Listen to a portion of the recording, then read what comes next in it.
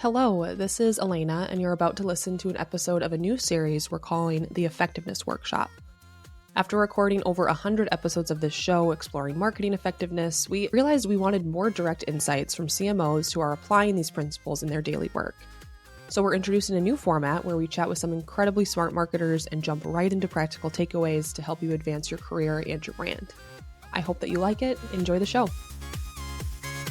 Marketing effectiveness. What's your marketing philosophy? What does marketing effectiveness mean to you? Welcome to the Effectiveness Workshop.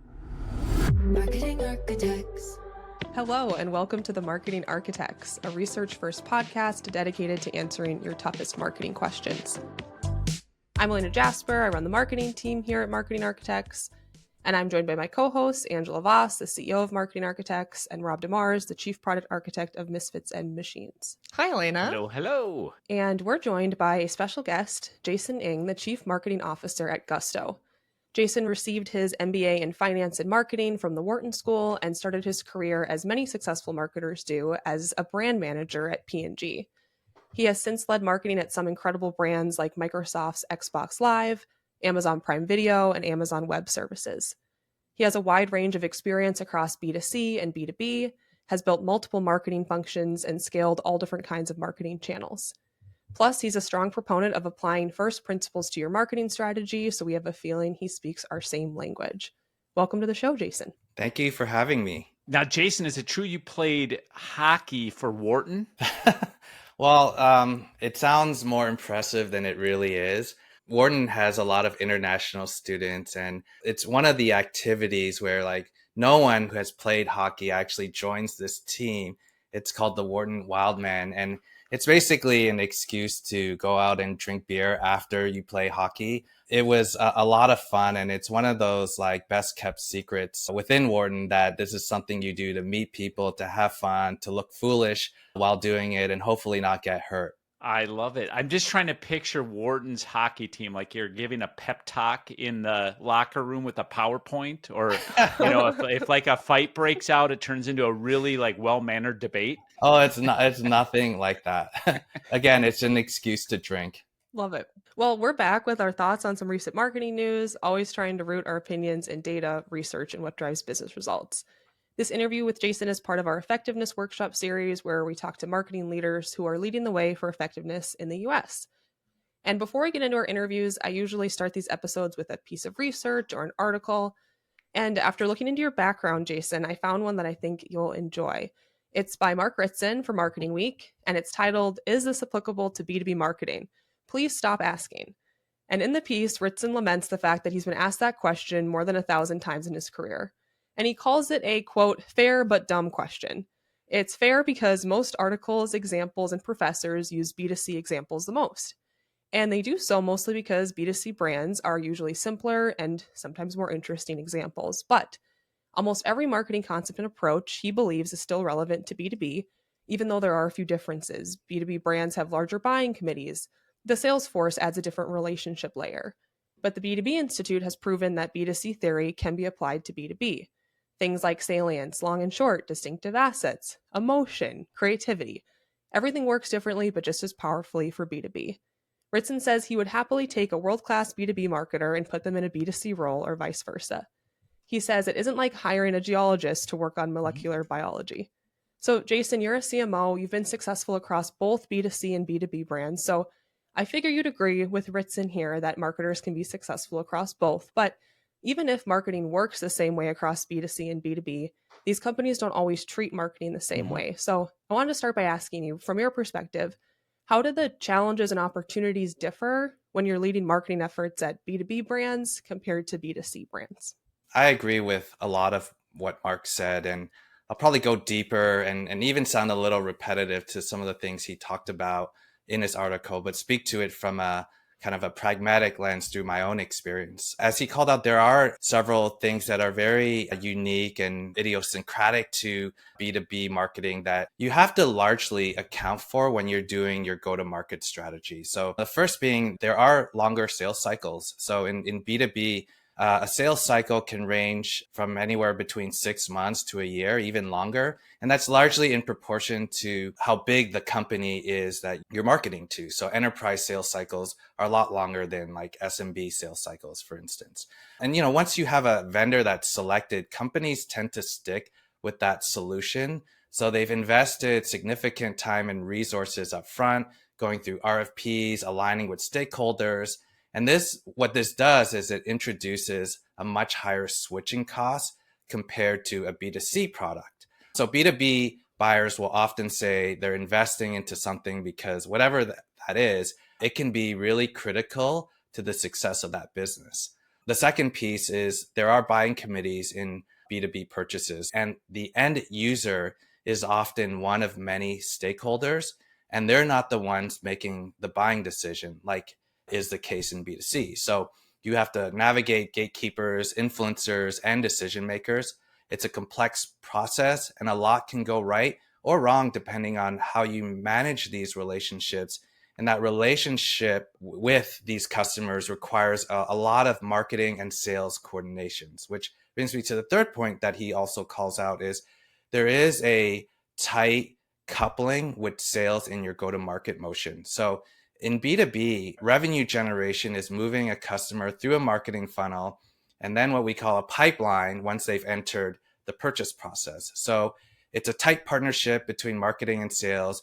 You have to have a strong relationship, both professionally and personally, with your sales leads in order to be successful.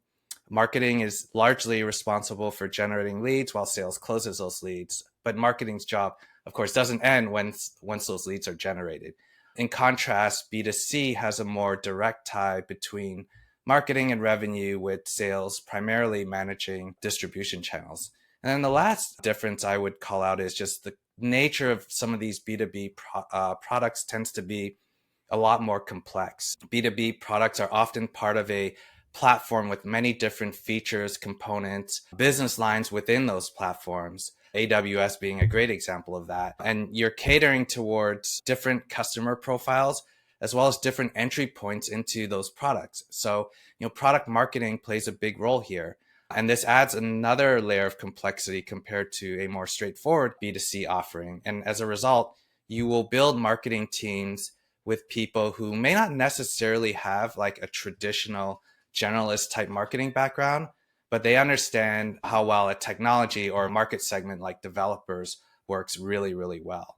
I do see a lot of opportunities in terms of how B2B marketing can improve. And I do think it's not unfair to say that on the whole, B2B marketing hasn't evolved quite the same way as B2C marketing. And that's not to say there aren't great examples like Salesforce or ServiceNow of companies doing great B2B marketing. But what you often see, and this is a real pain point for me, is just like a lot of undifferentiated, quote unquote, rational marketing chock full of buzzwords like digital transformation or messaging that has been AI washed multiple times over, following whatever the latest trend is. At the end of the day, you're still marketing to people. And these are the same people who buy sneakers, watch movies, get car insurance. So why should we speak to them in some sort of code just because we're in a work context? And there's also a lot of emotion involved in a B2B purchase: fear, anxiety, hope. And a good B2B tool can make or break a business and provide a competitive edge. One of the best B2B taglines out there was "Nobody ever got fired for using IBM." And while IBM is certainly a different company today than it was back then, I think that sentiment still really resonates. Jason, I love that. You had so many great things to say. One of your insights was that it might be harder for B2B marketers because there's not that same direct tie to revenue sometimes because you have the sales force in the middle. So I wonder if that's sometimes why marketing might be viewed differently. But the good news about boring B2B marketing is there's a lot of room for great marketing.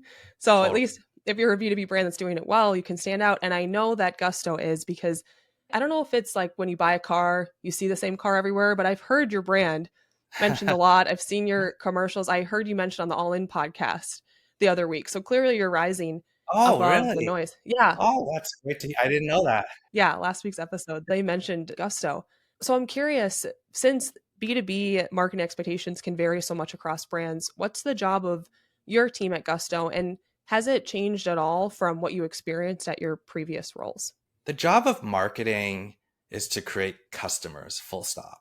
And that's been true wherever I've been. And within Gusto, because we're a smaller company as well, my team is tasked with driving revenue and building a strong pipeline. And a lot of our business, because we focus on the SMB audience, is sourced by marketing generated leads.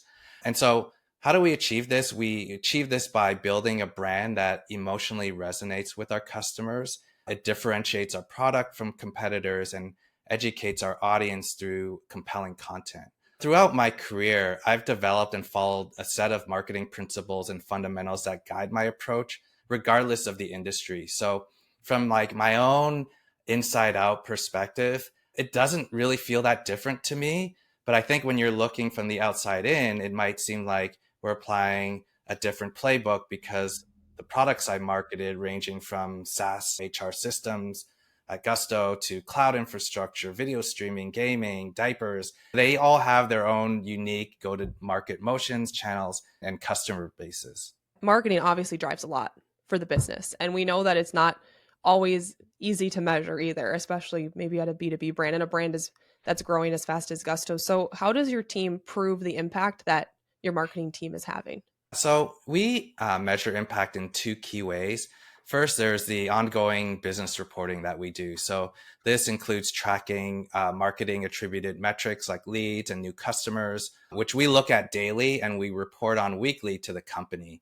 And then there's monthly meetings to review core financial metrics pertinent to marketing spend, like how are we doing on our LTV to CAC ratios to just ensure our spend is aligned within our guardrails. The second piece we do is we have program level reporting that largely I see and that I go really deep into. And this is looking at the return on ad spend across various initiatives. So for bottom of funnel or performance marketing activities, where we're focused more on capturing existing demand in the market, we're looking at directly attributed ROI. For example, if I can get $3 in revenue or more for every marketing dollar spent, I'll aim to maximize our performance channels to the highest allowable cost per action because I don't want to miss out on any customer who's ready to buy. And then for mid funnel and top of funnel activities like brand campaigns or events, I refer to this more as like indirectly attributed ROI. And so here we're looking at a combination of demand creation and capture, measuring incremental lift in those measurable channels when we run these middle and upper funnel activities. So it's kind of like the rising tide lifts all boats effect. So for example, we might see an incremental conversion lift in our search programs when we're paired with channels like YouTube or connected TV, even though those channels are view-through based and can't be tracked directly. And then finally, for tracking demand creation programs like offline media, we have two approaches. One is through longitudinal surveys that track metrics like awareness, consideration, preference, perception, and so forth. And we look at how that trends over time. The other is collaborating with our data science team to create these statistical, they call them econometric models, like causal impact studies, modeling expected outcomes versus actual outcomes through a campaign. And you use tools like time series modeling and things that go way over my head sometimes around how you look at that incrementality. The gold standard, though, and this is something where I've spent a lot of my time in my career, something I learned from my early Procter days, is just doing match market testing and looking at what they call the differences in your test versus control markets. I realize not everyone has the luxury or the ability to do those things, but even if you can't do them, simply looking at a time series model, you can consistently see a well-executed campaign drive significant lifts in traffic, search volume, and leads. Oh my gosh, when you said match market testing, I just looked at Angela's face. I'm like, oh, Angela loves this guy. Lit up. She loves it. Love the match market test. Tried and true. It's timeless. Yeah. One of the best ways, especially for those top of funnel channels, right? Because a lot of times the impact from something like a television or billboard or radio has downstream effects on digital marketing and things like that. So just trying to get that holistic impact. It's a Yeah. great way to do it. Totally. Well, I'll give you a pro tip too. And this is something that I learned when I was at Amazon. There's something even more advanced that you could do called creating a synthetic twin, meaning, in the old days of P&G, you'd compare, I don't know, Peoria to Cincinnati. But with a synthetic twin, you can create a weighted average of a whole bunch of cities that behaves identical to your test market from a data standpoint. And then you can get even more fidelity when you're testing for the differences of differences in your test market versus your synthetic control. It was very cool when we did that.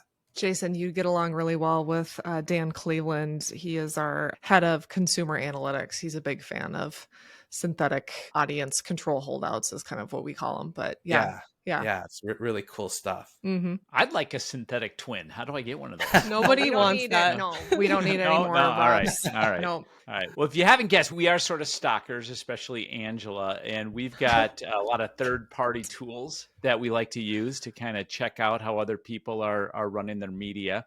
We did notice that you seem to like radio and television, which really is near and dear to our heart. How do you think about balancing those investments? More of your traditional and your offline and all that good stuff.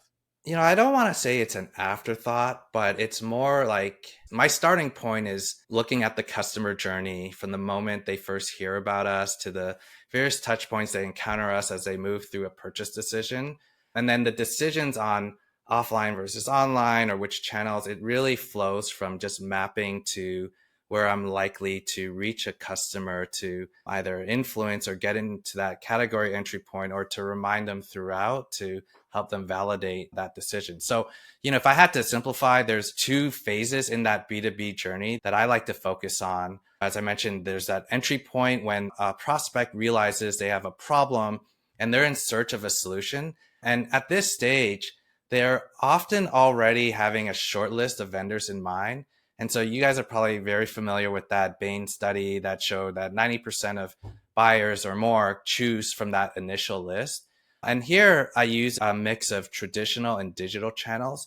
I don't ignore digital. I think search is crucial because oftentimes you start to enter a category when you're like, hey, I have this problem. What do I do? Or who can provide a solution for that? So non-branded keywords is a big piece of that. But offline also plays a big role into what I consider more of a priming effect. Like I want to get in people's heads so that they've already kind of heard of me or they're familiar with who we are. So as they start to do that research, they're getting more validation for my company and my brand. And so getting on that shortlist is really about leveraging a lot of those offline channels because offline, I believe, has a greater ability to drive impact and leave a longer lasting impression because it's oftentimes a little more emotional based or storytelling based. So like when you see an ad that runs during an NFL game or even like a big placement at the JFK airport, that also adds a level of legitimacy that a B2B buyer really cares about when they're selecting a solution because they don't want something that's unproven or they want the thing that everyone else is using. And so there's somewhat of a inferred effect of like, oh, if they're advertising here, they must be successful because they can afford to do that. And then the second phase is when a prospect narrows down that list. So they're checking out your website, they're reading reviews, they're consuming your content, and sometimes they're even talking to existing customers that they may know who are using your product. And at this stage, you need to show up in a way that validates why you should be chosen and avoid giving them any reason to pass you over. So this phase is largely digital, and it's critical not to underinvest here, especially if you've done the hard work of investing the resources in getting on their radar in the first place. I love that, Jason. One of the things that we talk about often on the podcast is how few folks realize that 90% stat. And when you do, just recognizing where the big game to be played is, the long game, call it the 95-5 rule or whatever, but just how do I ensure that my brand is top of mind? Because we don't know when that buyer is going to enter the buying market, right? When they realize they have a problem, they need a solution. So it's such a foundational, like once you get that, sort of shifts how you think about marketing investment and how you can ensure that when you're looking for those category entry points, how you're going to show up for them in their mind. And then as they shop, how to ensure that we don't give them a reason to look you over. Yeah. So such great points. You said something earlier that I just loved. Marketing's job is to create customers, right? Full stop. And one thing that really had us looking forward to talking with you is your background in both B2B and B2C and your experience with Procter and Gamble, obviously one of the largest marketers out there. Clearly, you have a passion for marketing principles. So why are you so passionate about kind of these foundational principles, and where did that passion come from? That's a great question. And when you look at my background, it looks like I'm a career marketer, but the reality is my passion for marketing principles stems from me not coming from a traditional path. So I entered into the world of marketing in the deep end, getting a job or being lucky enough to get a job at P&G, graduating from undergrad, without having taken a single business course in high school or university. I had studied industrial engineering, which is kind of business-like in the sense that it's operations focused, but I never took a real business course up until that point. And so when I applied for the job, this was like in the early 2000s, I didn't expect to get it. I figured, why not try? But I think when I had actually got the job, and I was very surprised to get the job, what set me apart was just having a natural inclination towards problem solving and an analytical mindset, which has served me well in a culture where it's a learning culture. It's a culture that approaches marketing very systematically. And what I was able to do there was really figure out, like, if you have all these inputs like advertising, couponing, end of aisle displays, how do you drive outputs like that? How do you tweak the dials or adjust the levers to drive market share growth, which was the goal? And I'm oversimplifying it a little bit, but starting a job at P&G, it was a really steep learning curve and just intimidating, quite frankly, to have that experience so early on in my career. And part of it, I soaked in a lot of that great training and best practices the company offered, but I was feeling a little bit like a fish out of water at the time. And what really helped me find my footing were those core marketing principles. And it was that gave me the language and the confidence that allowed me to build upon my marketing best practices and the way I approach work. And so my experience was then further enriched by going to business school, where I could dive even deeper into other areas like pricing, CRM, marketing science. But here's the thing, you don't need to have worked at P&G or gone to Wharton to learn these principles. They're out there, they're timeless, and anyone can learn them.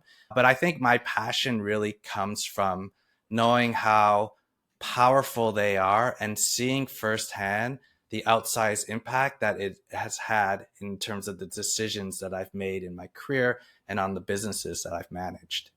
It's very clear that you're what we would call a relentless learner. And I can definitely see in your journey how you've been able to apply what you've taken along the way and drive success. I can just in the short time we've been together, that systematic thinking really kind of pops through.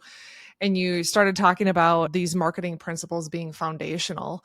And there's so many great ones to choose from. So maybe it's a tough question, but when you think about what sticks out to you as those most important, we've got everything from emotional advertising to reach being a driver of growth. So what stands out to you as some of the biggest ones to focus in on? I'm going to give you 3 because people remember things in threes. And love threes. I consider these kind of the the atomic units, if you will, of like how to think about principled marketing. The first is, and again, I'm going to try not to sound too buzzwordy, but these things have really played out in terms of where I've seen success. The first is customer centricity. And again, more than a buzzword here, but it's truly about immersing yourself in that customer experience. And sometimes marketers, we can outsource this to market research if it's something that we don't understand. Like my very first product was a category called catamenials, which if you have to Google that, or I'll tell you the word, it was tampons. That was what I was working on in the very beginning. And obviously I didn't understand that much about that product, but if I couldn't experience the product firsthand to really get as much insight into the customer mindset around that. So whether it's talking to friends, family, even your kid's basketball coach, you need to understand their world, their pain points, and how they perceive your marketing and your product and how they react to it. I do make it a habit to listen to calls via this tool called Gong that allows you to hear these sales calls and hear directly from customers. You often can get some insights around their objections, hearing what's important to them in terms of what solutions they may be considering. At the end of the day, like I can stomach losing a customer if another competitor has a better product suited for their needs. But I have a really hard time when we lose customers because we fail to understand their needs, attitudes, and behaviors and use those customer insights in how we market to them. The second marketing framework, and this was something I learned at P&G, they had this thing called the Marketing University. And you would think like they would teach you very advanced frameworks around how they've figured out marketing, but it was actually quite simple. And I remember that to this day, and I still use it. And at the core of that strategy, your marketing strategy is really answering three questions. It's the who, the what, and the how. So who is your target audience? Or today we call it the ICP, the ideal customer profile. Same thing. What is unique and compelling about your value proposition, your messaging, and how you position? That's the what. And then how do you reach them through the right channels? And marketers probably spend way too much time talking about the how and talking about paid search versus email versus this and that. But in reality, you think about those things in the context of the who, what, and how. And then lastly, I'm going to geek out a little bit, but when I started my career, one of my mentors had told me that I really needed to understand buying psychology. And the best source of that was this research that Amos Tversky and Daniel Kahneman did around heuristics and biases, which I think largely the How Brands Grow book builds upon those learnings and really talks about it in a marketing context. But really, it all centers around these biases and these heuristics. And the main ones, which probably your readers are very familiar with, is the availability heuristic. And so that idea of mental and physical availability. Mental is about staying top of mind, especially for me as a smaller brand competing against giants like QuickBooks and ADP. We really have to get in there in that mind space. And we emphasize a lot in being very distinctive in our creative execution. So you'll see animations and cartoons and humor in our marketing. A lot of our customers talk about our pig. So we have this pig that kind of scrolls across the screen if something needs to load up, but people just love that pig in ways that are completely irrational. But I hear it all the time when we talk to customers, and it really sets us apart. And then there's the idea of physical availability that's just being discovered when someone is searching for you, when they're either looking at a review site or a search. We need to show up at the top. And in the P&G days, they don't get enough credit for this, but I had like years of boot camp training around just winning at the point of retail. And that was really around displays and shelf space and things like that. But that physical availability thing is a really crucial element to closing your customers when they're ready to buy. And then the last is within that Kahneman research is the affect heuristic. So that highlights the importance of emotional connection. So when a customer chooses your brand, they're entering into a relationship with your brand, not a transaction, or you don't want it to feel like a transaction. Otherwise, you won't have loyalty and things that really matter down the road. And customers often choose based on what they feel. So for us, appearing very approachable and being a helpful guided partner goes a long way in building trust, especially in the B2B space. So on this whole research bit, like, yeah, you can read about a lot of this in books like How Brands Grow, but it also is like really helpful to go to the source material. I think Kahneman published a best-selling book. It's really thick, but it's worth reading, Thinking Fast and Slow. But like he publishes a lot of that research in more human speak, but it's really important to kind of go back to the source material to really understand some of the nuances and the ins and outs of how those principles work and why they're so important. Absolutely. Thinking about thinking is my favorite kind of thinking. Yeah. But yeah, that machinery of thought, right? Yeah. With Kahneman, system 1 versus system 2, and really helps you understand like why does mental availability matter? Because we're so often in system 1 mode, right? Especially when if you open up your cabinets and look at the products that, are there in your drawers, how hard did you think about choosing Colgate versus any other toothpaste? So great stuff there. Yeah, Jason, some of those words that stood out to me, like mental, physical availability, distinctiveness, it sounds a lot like marketing effectiveness, which is something that we're very passionate about on this show. But I know that marketing effectiveness sometimes means different things to different marketers. So I'm curious, what does that word, marketing effectiveness, mean to you? And do you think that we have a gap in the United States? I speak as a focus group of one, if you will, and on this topic, especially on the US piece, because I do have some thoughts on that and based on what I've read. But to answer your first question, to me, marketing effectiveness is about communicating what's true about your product or brand in a way that's interesting, memorable, and consistent. And so your goal here really is about creating that mental availability so that you're top of mind for your audience. Now, as for a gap in the US, I've read the Mark Ritson article about that. And quite frankly, like maybe my experience is a little different in that regard. In that one, I think it's a hard thing to keep score on. Again, in my experience, I don't think that's necessarily been the case. And I've worked in global companies and I've worked with marketers from all around the world. And, in companies that I have worked in like Amazon, P&G, and Microsoft, marketing effectiveness is taken very seriously.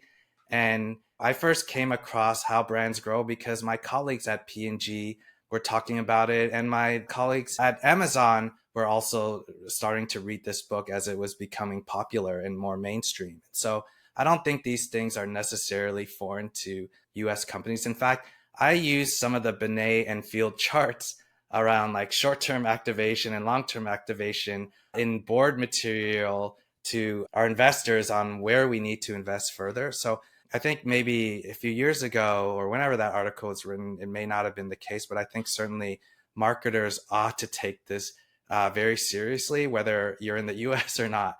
I do think where there might be some of this gap in terms of where the US may have fallen behind is that I think global marketers and great marketing is coming from all different types of places. Like I'm so impressed and enamored by some of the creative that I see coming from India or China, or, I think Aaron Berg-Bass is from Australia. And that's something to celebrate and to be really proud of.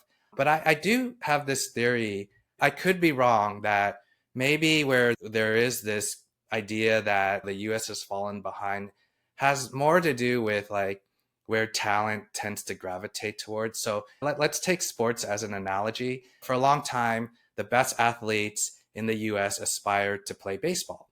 But then as football and basketball became more popular, the top athletes had more choices of where they could go pro. So if you think about Patrick Mahomes, he was a great baseball player as well. I think his dad was a pitcher, but he made the choice to go into football where he's had tremendous success. And so that's also created a void or an opportunity for players like from other countries, whether it's the Dominican Republic or Japan. I'm a big Ohtani fan, to rise to the top. And so similarly, if I look at my own career, when I started at P&G 20 plus years ago, the companies you wanted to work for were like companies like J&J, GE, or P&G, where they thrive because they were using marketing to drive competitive, sustainable advantages for them. Whereas you fast forward to today, the most respected companies like NVIDIA, Google, Meta, Tesla, you can talk about the startups like OpenAI and cloud computing and so forth. They're largely succeeding primarily through technological innovation.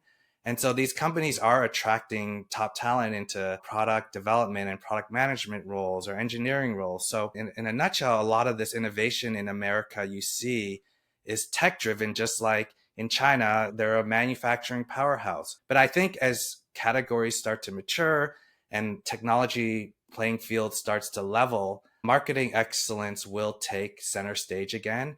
I don't think it's gone away, but it will become even more critical in the near future. I love your point of view. And I think I'd be willing to have you represent us as United States marketing against anybody overseas. You're a great example. Well, thank you. I'm technically from Canada, so maybe I No, might we actually. claim you now. Oh, Sorry. You got to represent well, us. we're from Minnesota, so it's pretty Yeah, okay.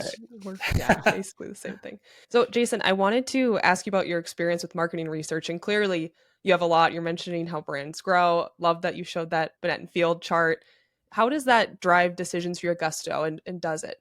Yeah, absolutely. Often, as marketers, one of the things we have to be really careful about is what we keep to ourselves, and then how do we translate that and how do we communicate, whether it's marketing research or the latest findings, how do you communicate that to non-marketers in a way that they understand and that they will accept? And where I have seen marketers get in trouble is if I threw out the term Ehrenberg Bass to a VP at Amazon, like they wouldn't know what that is, and they would wonder why am I using big words to explain something that I should be able to explain in plain speak. And so I think there's marketers need to be really informed about marketing research insofar as that research informs how you think about your customers or your competitors, but know how to put that through a filter in terms of, okay, what's the so what behind this research? No one's going to get impressed if you throw big words around, but they will be impressed if you can translate that into the language of business that they care about, whether it's financial returns or business strategy or things like that. And so I do think, like I mentioned up front, like I've used the Bennett and Fields research in terms of justifying large scale investments into all the marketing you see. But I think it's taking that and then putting that through kind of a common speak filter to make sure people understand why it's impactful and what it's trying to say and the why behind some of that research. So it's not enough to just quote the research, but to understand it well enough yourself to explain it in a simple way. But I think everything we do is informed by research, experimentation, good judgment as well, going back to marketing principles.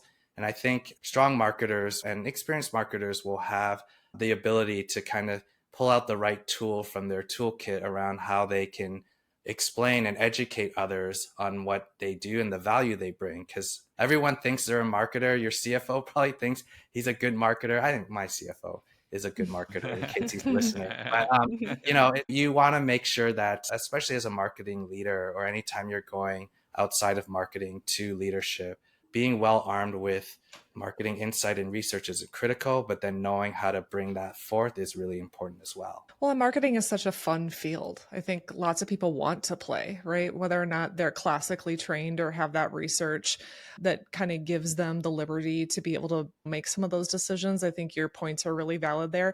Some of the research we come across is not popular when we share it with our leaders or folks that have maybe been in the space a long time but have not maybe dove into research in the way that they should have, and so it comes across as contrarian to them. And one of the things we love to do on this show is share contrarian opinions, and Yeah.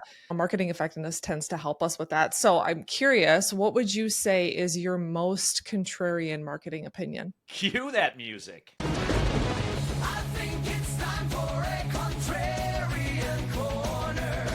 The lines are drawn, who's right, who's wrong. Marketing messaging and creative that isn't customer centric is a highly questionable use of time and resources. So I'll unpack what I mean by that. So I am generally not a fan of marketing that's what I call self-expressive, where the focus is on the company and its belief rather than what this means to the customer. So it's very what I consider me-centric marketing. So it's kind of like, when you're meeting someone socially at a party or wherever, and they only want to talk about themselves and how great they are without showing any kind of interest in you. I work in the tech industry, and there is a tendency to push mission-driven brand purposes and talk about lofty ideals, how you're changing the world through your mobile app or whatever, and talk around these big ideas. And while I do believe that these things aren't in and of themselves bad, it has more of its place in building company culture or recruiting or galvanizing your employees around a shared purpose. But it should be like not the first place, probably the last place you look when you want to think about what goes into your marketing messaging. So when you prioritize messaging that centers on your company's mission over the customer needs, I think you pay a big opportunity cost. You risk alienating people because it can come across as virtue signaling. And you could have been more effective marketing how your product can make your customers' lives easier, for example, in some ways connecting with your customer through a shared understanding of what their problems and pain points are. Now, a while back, everyone was reading this book, Start With Why by Simon Sinek. And the idea here being that customers will buy into your why. And I think it's a great topic for discussion for a book or a TED Talk. But in reality, I don't see it play out that way. Customers care about what's in it for them. They have problems they want solved, opportunities they want to seize, or aspirations they want to fulfill. And in B2B, they have specific jobs to be done. Now, if you're buying a certain brand of soap, that should not be a reflection of your value system. And I think that's an overreach that sometimes we as marketers make, and sometimes why we might get a questionable rep depending on who you talk to. What that ends up doing is you're making products more than what they really are. And personally, as a marketer, I don't like to perpetuate that. I think that you need to respect your customers, speak to them at their level, and meet them where they're at. The late Harvard Business School professor Theodore Levitt famously said, people don't want to buy a quarter-inch drill, they want a quarter-inch hole. And that is a belief and opinion that I hold on to quite dearly. Oh my gosh, I just feel like you're in my brain. It's a place you don't want to be, but Yeah, I mean, I'm sorry Hold it. for you, but that's a whole different podcast episode I feel like we could go into. But System One says they will quote that only 6% of marketing is effective. And there's a lot of reasons for that, but I think you struck a chord on a lot of it, just getting a little bit too much into me and not so much into you. Challenging Simon Sinek's golden circle is quite spicy. I like it. Let's keep the picante going. What's some of the best marketing decisions you feel like you've ever made? And then what's the flip side of that? What do you go like, I'm never going to do that again? One of the best marketing decisions I made, I can tell you about a time when I was at AWS. I was in charge of brand marketing, which was a very small team. When I joined, it was like 4 or 5 people. But I felt a strong need to elevate B2B advertising for all the things I mentioned at the top around where there was just opportunity to do better. And so I've decided to focus our brand marketing strategy around emotional storytelling rather than the usual tech-heavy messaging that you would see in a space like cloud infrastructure. Sure. We launched this campaign centered around the idea of how AWS enables businesses to achieve transformative things with this tagline, AWS is how. This campaign ran for 6 years, even years after I left. And instead of focusing on like speeds and feeds, we created a series of global TV ads that had vignettes of a child repeatedly asking their parents, not why, but how. So questions like, how can I order pizza over the phone? Or how can I do schoolwork from home during the pandemic? These were all answered or paid off by showcasing AWS customers that were enabling these experiences. Then the spot concluding with the line AWS is how, subtly introducing cloud technology to a broad audience and positioning AWS as the leader in that space. And so it was relatable, it was effective, it helped reinforce AWS's position as a global leader in B2B technology. And it was something that wasn't done back then. And even today, I can't find many examples of really relatable storytelling in the B2B space. Now, as far as like what I would never do again, I might get a little tactical here, but because I'm always trying to think about how can we really push the boundaries of creativity, because I care about that distinctiveness in terms of our creative expression, I tend to give my creative teams a little bit of a longer leash to just see what they come back with, because I always tell my creative directors or agency partners, I want you to make me a little bit uncomfortable so that I can rein you in instead of having you do something that's too safe that I then have to tell you with my limited creative capability, like what you should go do, which never ends well. But I have learned that if you don't put constraints in place through a really tight brief with clear timelines, deliverables, budgets, you can end up in a world of pain that's just really hard to unwind and undo. So I've faced this challenge multiple times in different companies. And now I always over advocate for just investing the time up front to create a strong and clear brief. Debate the heck out of it if there's disagreements. But once it's locked, consider that gospel. Rob, you must like to hear that. That's great advice. Yeah. Jason, it's been so wonderful to have you today. I love how you explain things. Love that you have that rule of 3. Honestly, you're making me remember why I love B2B marketing talking to you. It's really, really been a pleasure to have you on the show. I think people are going to get a lot out of this episode. I want to end on more of a lighthearted question. We talked about some timeless marketing principles today. So what is something outside of marketing that you think is timeless? In life and also in marketing, I think staying humble and curious is really, really important. We live in a world of change, and there's always something to learn from even the most unlikely sources and people. So I never discount what I could learn from my children or from my children's friends even. I learned the word Sigma from my child, and when I'm trying to understand, why do you say these words and what does it really mean? And what does that say about culture in general? But it's like being very curious is important. Look for ways to challenge your own beliefs. And also, especially as a marketer, as you age in life, avoid falling into that trap of trying to pattern match or be too set in your ways. I do think, as I mentioned up front, it's important to have guiding principles and values that steer your decisions. But don't be overly dogmatic, because if you do, you can limit your own growth. So stay open-minded, flexible. Not only will that lead to a happier, more fulfilling life, but you'll also be an even more effective marketer. Love that. And Rob, how do you want to follow that? Oh my gosh. Well, first of all, not kidding. I was going to say learning. So that's just annoying on my part, not on yours. I'm going to dumb us down and I'm going to take us to products. Like, this is fascinating to me. Denim, like the first pair of jeans was patented in the late 1800s and we're still wearing them. All different cuts, skinny jeans, bell bottom. But like, that's fascinating to me versus, some fashions that just never saw the light of day again. True that. Rob, what do you got? So my daughter, who's now in college, but when she was a wee little lass. Lass, thank you. Yeah. Thank you. She let out this amazing belch. And I told her, I said, you just have to know that'll never stop being funny.